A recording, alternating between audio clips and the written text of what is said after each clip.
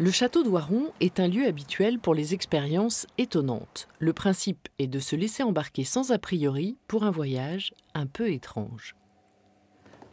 Le visiteur est accompagné par un médiateur et a le choix de tirer du coup 3 cartes au hasard qui vont l'emmener vers une expérimentation d'un des 3 caissons de la chambre du roi. Une fois que la carte est tirée, nous invitons le visiteur à rentrer dans la chambre du roi. Le visiteur participe de manière active à l'exposition. Il est équipé de lunettes et les mouvements de ses yeux auront une incidence sur la spatialisation des sons grâce à des caméras installées dans la pièce. Il lui suffit ensuite de se laisser emporter dans un voyage à travers l'histoire.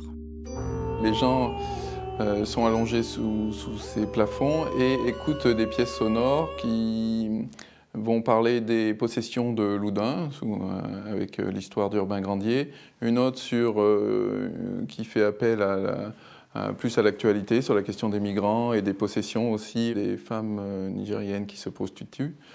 Et la troisième, c'est un texte sur l'alchimie et qui fait aussi un petit clin d'œil à Madame de Montespan, qui avait racheté le château, et les histoires d'empoisonnement.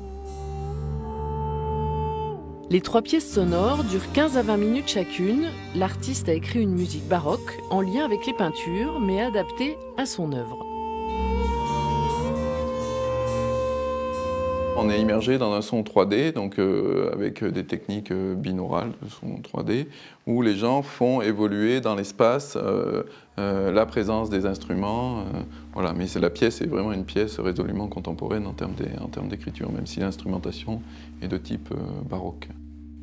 L'exposition intitulée « Ce que le roi ne voit pas » est à découvrir jusqu'au 18 février.